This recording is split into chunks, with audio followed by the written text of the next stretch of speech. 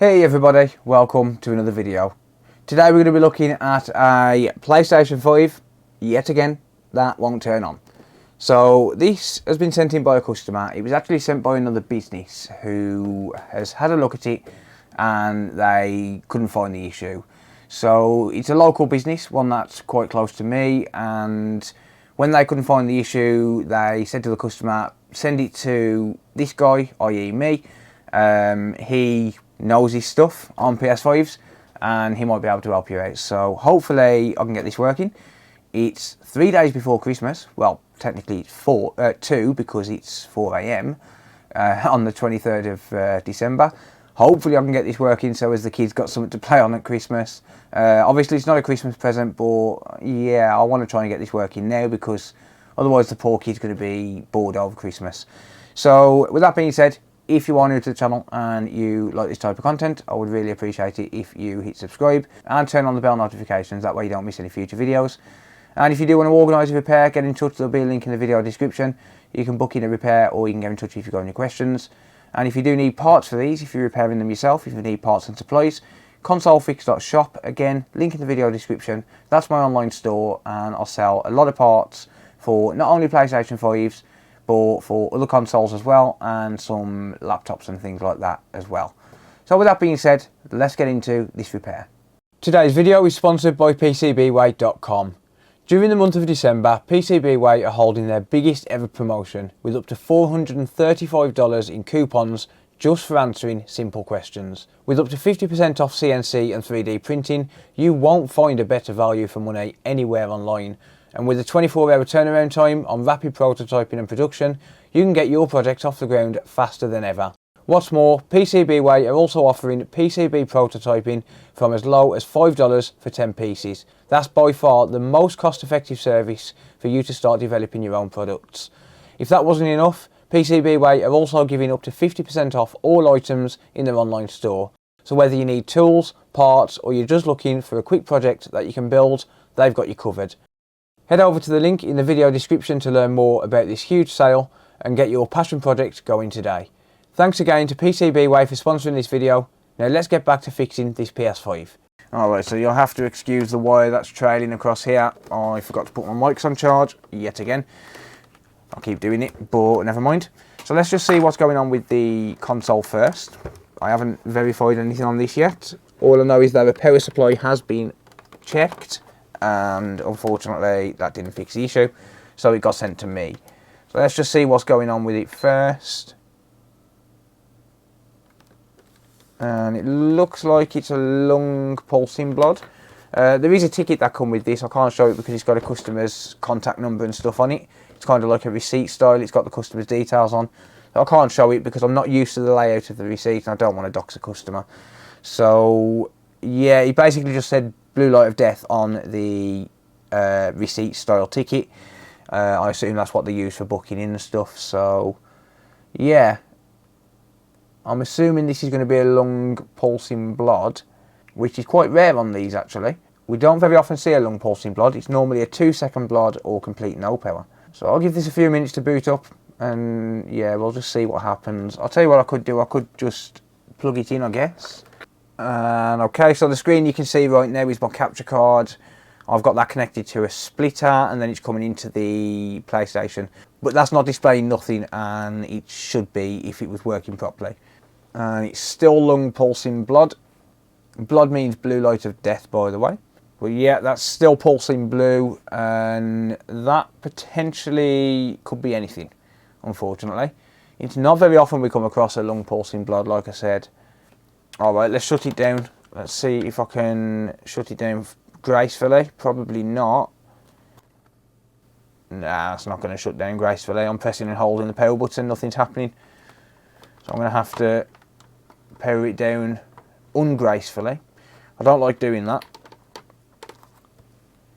So the next step for me would be to try and get it into safe mode. So if I press and hold the power button and wait for a second beep. Nope, that's too long. It should be around about 4 to 5 seconds. And then we should hear a second beep. So that is going to shut itself down. So I'm going to let go of the button, Not touching it, not touching it, and are you going to shut down? Yes. Yes, it is. Right, so there's a few different types of blue light of death. Actually, one thing I should probably do is just see if the fan is spinning. That is filthy. So I'm going to put some gloves on in a second. But let's just see if, in fact, I'll put some on now, but let's just see if the fan is spinning while I'm doing that. And there is a reason for that. There is a method to my madness. Come on. There we go. Alright. So, is the fan spinning? Yes, it is. Does that fan shut itself down? It doesn't appear so. So the fan's not cutting itself off. So there is a method to my madness. And I'll get into that in a minute. Just putting some gloves on. So take a step back because the doctor's in. So the reason I check for the fan is because if the fan wasn't spinning, then that would lead me to some sort of an issue with the safe bridge. So I haven't come across it on the PS5, but on the PlayStation 4, what normally happens is you get basically 4 different types of blue light of death on the PS4. And the reason I'm using it for a base of comparison is because there's a lot of similarities between the PlayStation 4 and the PlayStation 5 in terms of error codes and things like that. On the PS4, there were basically 4 different types of blue light of death. There was a 2-second blue light of death where the console would turn on and then it would immediately shut down after 2 seconds and you would be able to turn it straight back on. Normally in that case, there was an issue with the APU. So that was the first blue light of death. The second one was a 2-second blue light of death where you would shut it down, or rather it would shut itself down and you wouldn't be able to attempt to turn it back on. That was normally a bad power supply. The third was a 6-second blue light of death, and that's where the fan comes in, where it would turn on, show a blue light for 6 to 10 seconds and then it would shut down, but the fan wouldn't spin. And that was because there was an issue with the safe bridge. And then there was the long pulsing blue light of death, which is what we're experiencing here. And that can be absolutely anything. When the console turns on, it will go through a series of boot sequences and checks. While it's doing those checks, it displays a blue light. When the APU receives a signal to say that everything's okay, then it will go to a boot light and continue with the boot sequence. But it could be literally anything. It could be the HDMI encoder, it could be the safe bridge, it could be the APU, it could be a tiny little component on the board. It could be absolutely any number of things that caused the lung pulsing blood. So 4 quintillion screws later and we are in like Flynn. So not many screws, just 4 quintillion. So I'm going to try and get this antenna off without damaging the stickers, because I like to put everything back in place as if I was never in there. That works for me. And then pop goes the weasel. Boing. Alright, one thing I'm noticing is there are a lot of heat spots around here. So this console's been used and abused, I would say. So it's an EDM 010 board. That's good because it's a first revision, which means I know the circuits fairly well for these, to be honest. But the first thing I think I'm going to do is just hook up the thermal camera. And the reason for that is because I'm seeing some heat spots around here, and that is very unusual. So it could very well be a bad Wi-Fi IC. I have come across that in the past. Not on the PS5, but I have come across it in the past. But the thermal camera could give me an indicator as to what's wrong. Let's just have a look.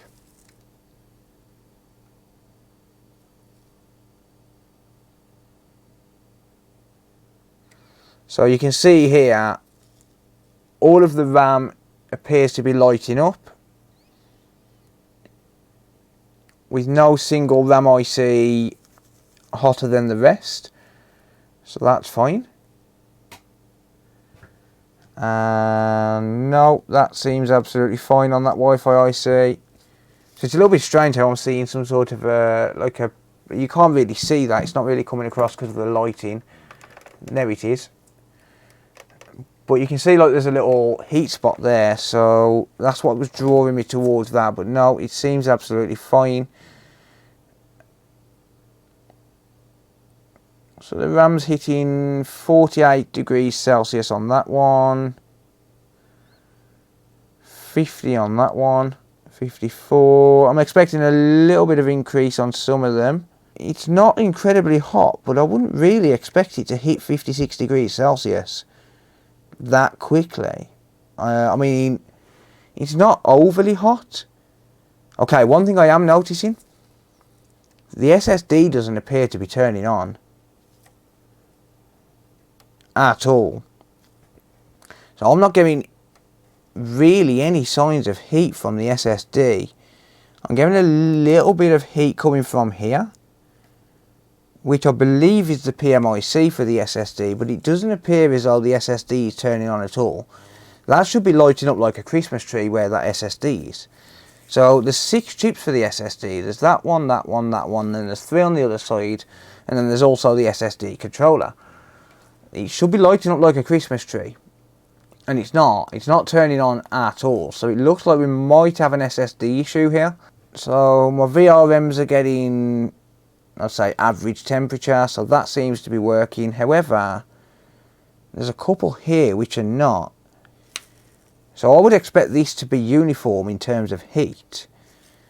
So this is where logical thinking really needs to come into play. You need to really try and think logically, and try and use the tools that you've got to your advantage and help you diagnose it. Because like I said, on the PS4s we could read the syscon, we could read the error codes. So if it couldn't fire up, it would throw out an error code. But on the PS5 we can't do that.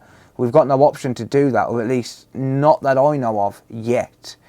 We've got no option to do that, and unfortunately that means it's pretty much guesswork. But we can use the tools that we've got to our advantage to make educated guesses. And my educated guess right now is telling me that we've got an SSD issue. Like I said, that should be lighting up like a Christmas tree. I wish I had another one to show as an example. But essentially, the SSD turns on milliseconds after the RAM does, normally. So now what I can do, because I've got a rough idea where to start, I can check some voltage rails and see if I can pick anything up that way. So because I've worked on so many of these, I kind of know the circuit inside out at this point in terms of what voltage rails I should be expecting to see. So in the bottom right corner you can see I've got my multimeter on the screen, and what I'm going to do, well, first of all I'm going to check these rails anyway, as I'm going to go through my set process that I've kind of developed to try and efficiently diagnose these things. But I'm expecting a problem down here on this chip here, but whether or not that's the case I don't know. But let's just have a look. So we should be seeing 5 volts here, and we should be seeing 3.3 here. Yes indeed, 5 volts here, 3.3, yep, 1.1, 5 volts, 2 volts, 5 volts, sorry no, it's 0.8 here, and then 2.5 volts here. Yeah, okay, we're actually getting power to the SSD, so we're getting 2.5 volts there. 1.2 volts for the SSD. Yeah, we are getting power for the SSD, but it looks like it's not actually something's telling it not to turn on. 1.5, 1.36, that's a little bit low. Yeah, it's a little bit low. It's a little bit lower than I would expect. 12, yeah. Whoops. 5 volts here, yeah, okay, 5.26, that's a little bit high as well, and that's getting very hot. I need to shut this down in a minute. yeah, so I'm actually getting 1.2 volts on these chips.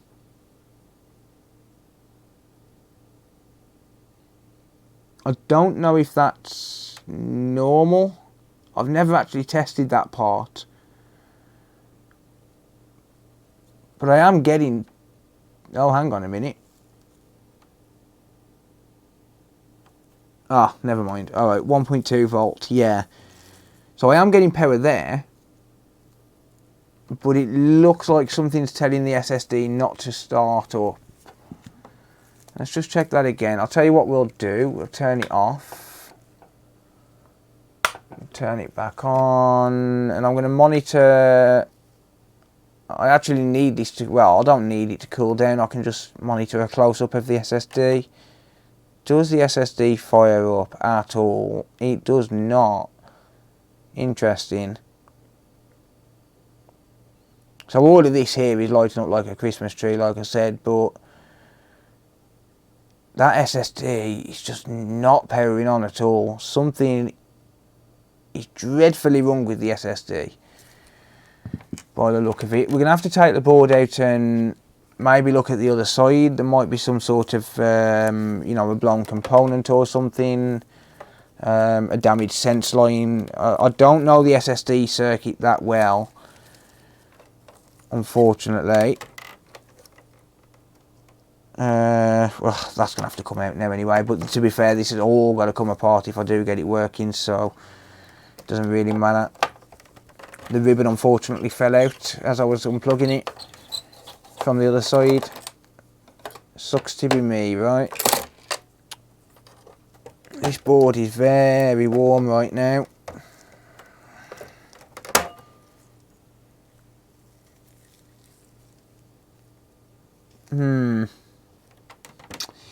Right, so I'm just going to give it a quick visual inspection, because sometimes what you can see with your eyes will paint 1,000 words. And I'm not seeing any dry spots on the liquid metal. I'm not seeing any issues there. So I don't think this has been caused by an overheating issue. However, like I said, this SSD don't seem to be turning on. Alright, let's dive a little bit deeper with the multimeter. So let's just get this light out of the way and pop that there. So you can see here we've got some kind of like singe marks, burn marks. It's not so much burn marks, it's actually overheating marks, and it's not the first time I've seen it. Let's get this thing out though. Unfortunately, I'm a little bit tethered, which is rather annoying, because if I unplug my mics, I'm going to forget to plug them back in when they get close to dying. But never mind. Right, okay, so yeah, there's a couple of areas which I'm interested in. So I'm interested in trying to figure out what's going on with the SSD, but at the same time I'm also interested in those two areas where the VRMs were, so these couple here, because the VRMs, the MOSFETs and things, a couple of those didn't seem to be turning on, and that's what is drawing me to here. I don't know what VRMs, so which MOSFETs and things are going to be responsible for the SSD, but it does seem like the SSD is where the issue is going to be on this particular console. Let's just have a look under the microscope and we'll see if I can see anything a little more obvious under the scope. So here's the SSD, and to be honest, nothing really seems out of the ordinary there. I mean, the RAM was only showing 1.36 volts, however it was drawing current, so voltage is going to fluctuate depending on how hot the RAM chips are as well, and they were pretty warm. Alright, let's just test this area here. So we've got a 5 to 3.3 volt step down converter here. So let's go into diode mode on the multimeter. Let's turn beeper off because it's 4 AM. Well, it's 4:25 AM. I don't want to wake anyone up. We've got no issues there. No issue there. That fuse is good. No issue there. Alright, let's check around the dialogue IC. Seems good. That's good. Okay, that all seems okay to me. This is a digital edition, so no disk drive circuit. This is another 5 to 3.3 volt step down.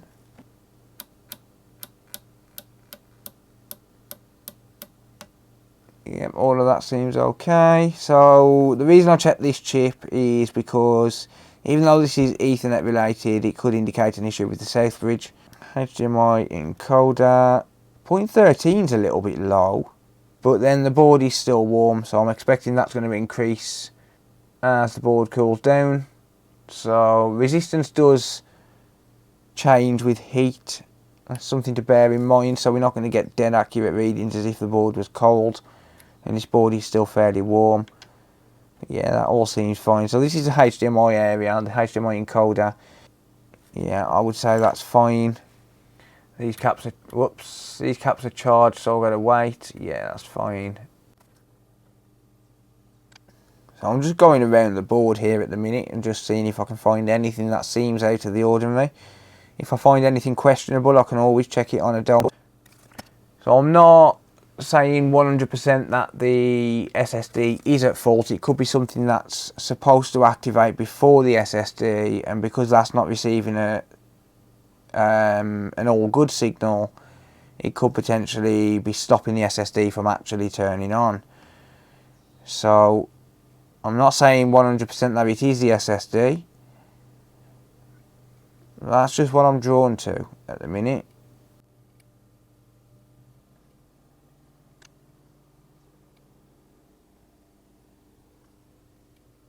I think those are meant to be ground. I'm not sure what that is.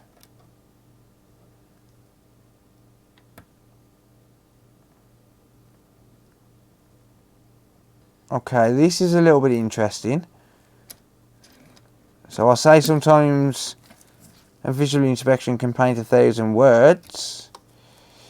And it would appear that we do have something of interest here. So if we take a look here closely at these wires.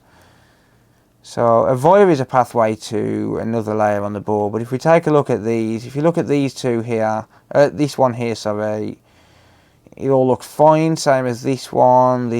So we've got several phases and all of these look okay.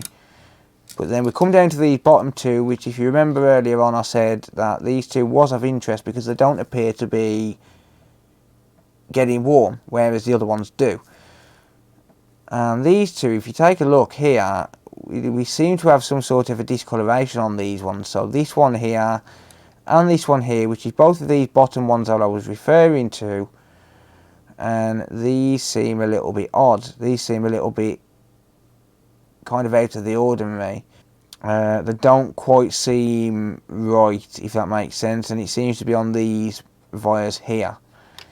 So as far as I know, these are very low impedance, so I can't really check these wires, and they're all linked together. So yeah, that doesn't allow me to test it. So if you look here, it's all linked together. You can follow that trace along. So I can't really test that, but I think I need to look at these MOSFETs on the other side. So here's those MOSFETs. They look okay at the minute, but yeah, who knows. I need to remove this viscous paste. It's horrible, this stuff is. I absolutely hate this stuff. Now, I don't know what known good readings I'm supposed to expect here. So I'm just going to get rid of this viscous paste. I've got to be careful not to knock any components. These are known to fail as well on these. I don't know how common it is. I've never had these fail myself. So I don't know how common it is for them to actually fail, but I have known people who have changed these because they've failed. So I don't have any of these brand new, but I do have some on donor boards I could take. So I'm just going to get some readings and see if I can find any abnormalities or what appear to be abnormalities. 0.0. Oops, damn it. Okay, so that's reading as, there we go, 0.42. Dead short. Dead short. 0.5. 0.41. 0.41. 0.35.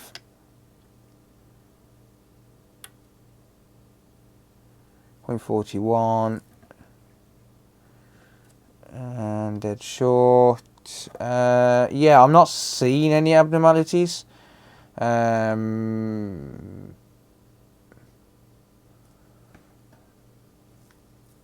this is the problem, is that because I don't know what I'm supposed to expect, you know, I could be getting any reading and it could look normal.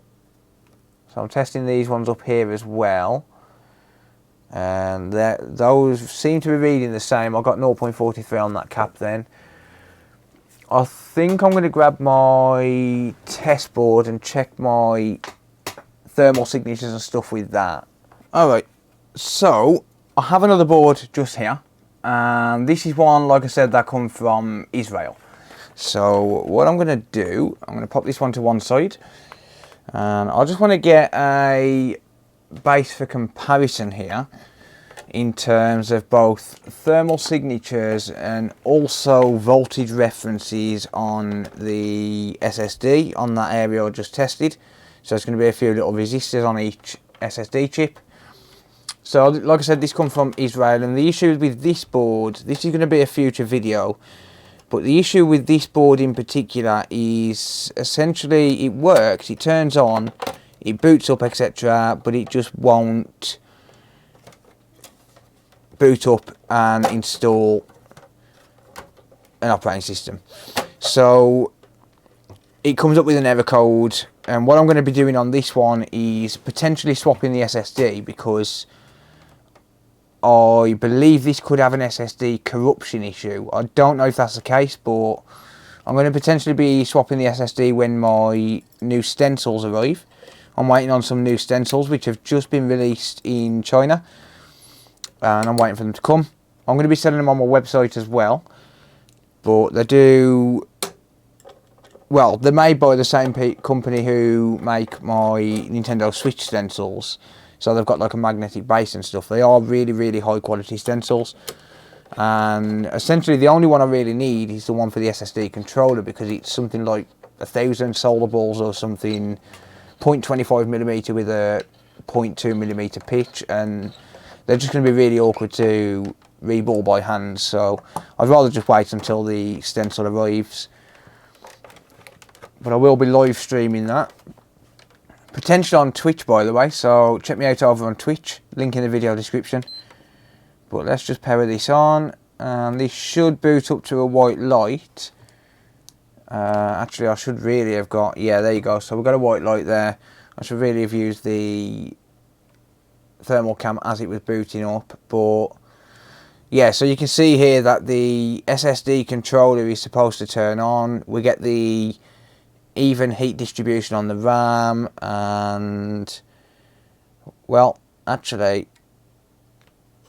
I don't think these MOSFETs are supposed to get hot, or not that hot anyway, not as hot as the MOSFETs we're getting on the other board. But you can see what I mean here. We are supposed to get some heat signature from this SSD, and we're not getting that. So if I shut this down a second, okay, that's turned off. So yeah, that's a little bit warm, but essentially what we're supposed to see here is we're supposed to see the RAM turn on, and then we're supposed to see the SSD turn on literally right after. So yeah, RAM turns on, then the SSD turns on, that chip gets warm, and yeah, those VRMs are not supposed to get hot by the look of it. Oh, okay, that's a bit weird, that just turned off. I think it did that before as well. I think it went to like a 2-second blot, like really intermittently, which was rather weird. But Either way though, you can see the thermal signature difference between this board and the one that I'm working on. So let's just have a look at the voltages. Let's just get a reference for comparison. So I'll go into voltage mode and let's just check. So the RAM, okay, 1.37 volts. So yeah, when the RAM is turned on, we do get a little bit of voltage drop.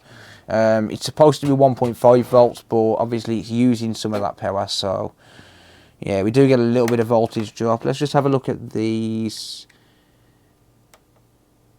Okay, 1.2 volts. Alright, so I need to try and find some voltage references on the SSD controller, I think. So here's where the SSD controller is actually located. I've took my gloves off now because I was making my hands sweat. But now I should be able to get some voltage references from the SSD controller itself and then maybe trace something back from there. So 0.8 volts, 2.8 volts and 3.3 in. Yeah, again 3.3, 0.8, yeah, so we should be getting around about 3.3 volts to 0.8 volts, or well, vice versa, whatever. 0.61 volts, that's a little bit of a weird voltage reading. Maybe it's because of voltage drop or something. I don't know, but either way, yeah, I know roughly what I should be expecting now. Alright, okay, so I've got some rough readings there. So let's just shut this thing down. And now at least I've got some sort of a base for comparison. Or actually, no, it wouldn't be those couple of MOSFETs, would it? It would be potentially one of these ones along here. Because those two are not getting hot on the other board, whereas they are... whereas all of them are not getting hot on this board. So, yeah, let's just stop rambling on a little bit. I kind of talk a lot when I'm tired. And I'm also probably overthinking a few things here as well because I am tired. I mean, it's 5:08 AM right now. This could be a case where I need to request more time from the customer or potentially offer them a part exchange on another console, because I do have another console which I've got available for sale on my website at the minute. It depends how badly they want one in time for Christmas, I guess. I would rather fix this board though, I'll be honest. Alright, so now we've got the ability to actually... Oh, what the... Why is that so warm under there? Just by plugging it in. I forgot to plug the LED in. Okay, now the SSD is turning on. What the... Okay, that's weird. Now we're getting the heat signature we're expecting. And those VRMs are not heating up. What? Okay, now I'm just completely thrown because... Now we're getting the... now we're getting the readings we're expecting, or rather the thermal signatures we're expecting. We wasn't getting that before, but even still, like these VRMs here, these MOSFETs, I keep calling them VRMs, they're MOSFETs, not VRMs, but these ones are getting warm, whereas these ones are not. Like these two here are not, these ones are. With that one there getting the hottest at 48 degrees Celsius. Yeah, it looks like we are getting those voltages now. We're getting voltage on these inductors here. Okay, yeah, so now that we're actually getting that thermal signature, I really don't know what to think. Now I don't think it's an SSD issue. That's really annoying because I thought I was onto something, but obviously I'm not. This one's beat me, I think, unfortunately, because yeah, I just don't have a clue. I'm going to be honest, I don't have a clue, but that's okay. It's all right to kind of admit that you don't have a clue sometimes.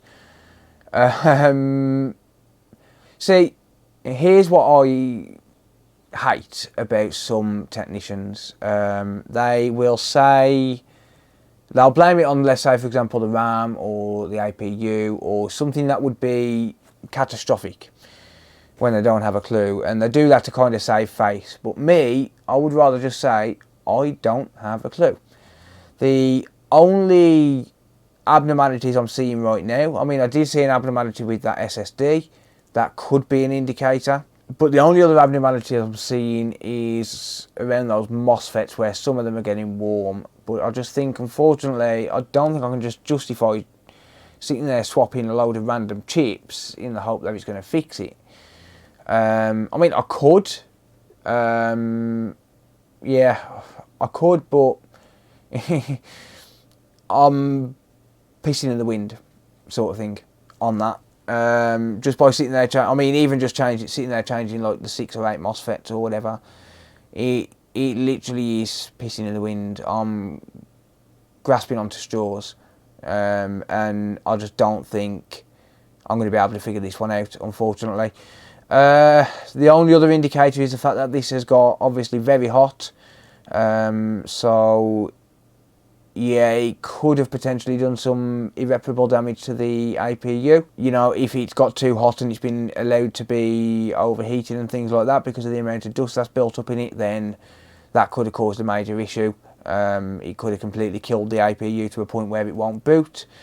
It could have killed the RAM. It could have killed the SSD. Yeah, anything can happen, especially with you know, thermal expansion and things like that. But yeah, unfortunately, it's going to be a no fix on this one, which really does suck, especially this side of Christmas. The customer is probably going to be gutted. I do have a PS5, which I could potentially offer them as a part exchange. Yeah, I quoted them £120 on this repair if I could get it working. They're probably going to be paying £200 if they want a part exchange, because I've got to cover my costs. I wouldn't charge them for the repair. I do work on no fix, no fee, but you know, if they want a working PS5 this side of Christmas, they're probably going to be looking at like £220, because I'd basically be doing a part exchange for their faulty one, which I would obviously use to take chips from and maybe potentially experiment in a future video as well. It does suck, but it is what it is. So sorry this was a no fix, but sometimes even the no fixes are a learning experience. But that's going to be it for this video. Thank you very much for watching. If you do have any comments or questions, let me know down in the comment section down below. I will leave a comment here somewhere, and I'll let you know whether or not I do a part exchange on this. So if you see a comment here saying I have, and you have any idea what could be wrong, then let me know. If you don't see a comment here saying that I've done a part exchange, then I won't have this by the time the video comes out. So yeah, I won't be able to try anything else on it. But yeah, let me know what you think either way down in the comments down below. Give the video a thumbs up if you enjoyed it. It really does help out the channel. If you do want to organise a repair, like I said, I do work no fix, no fee. So if I can't fix it, all you've got to lose is just the cost of sending the device and the cost of sending it back as well. But yeah, hopefully if you are looking for a repair, hopefully I can fix yours. I do have quite a good success rate on PS5s, which is ironic considering the outcome of this video, but yeah, you can't fix them all. That's just the way it is. But yeah, if you do want to organise a repair, consolefix.co.uk, you can book it in there, or you can get in touch if you do want to ask any questions or get a quote. The problem with quotes is I can only give rough quotes without actually fixing it. So the quote isn't always 100% accurate. But yeah, consolefix.co.uk, get in touch. If you do need parts for PS5s or any other console, consolefix.shop. You can go over there, you can buy stuff off consoles that I couldn't fix, you know, consoles that I've bought and I couldn't fix. I'll strip them down and I'll sell the parts that are working. If you do want to support me, you can head over to Twitch and become a Prime subscriber if you've got Amazon Prime. It doesn't cost you anything to do, and it does massively help me out. Just link an Amazon Prime account to Twitch Gaming, and then you can subscribe to me absolutely free. You can also check me out over there for live streaming as well, and I'll live stream on Mondays and Fridays on YouTube. So with that being said, that is going to be it for now. Thank you very much for watching. Have a very Merry Christmas, and I'll see you all in the next video. Bye for now.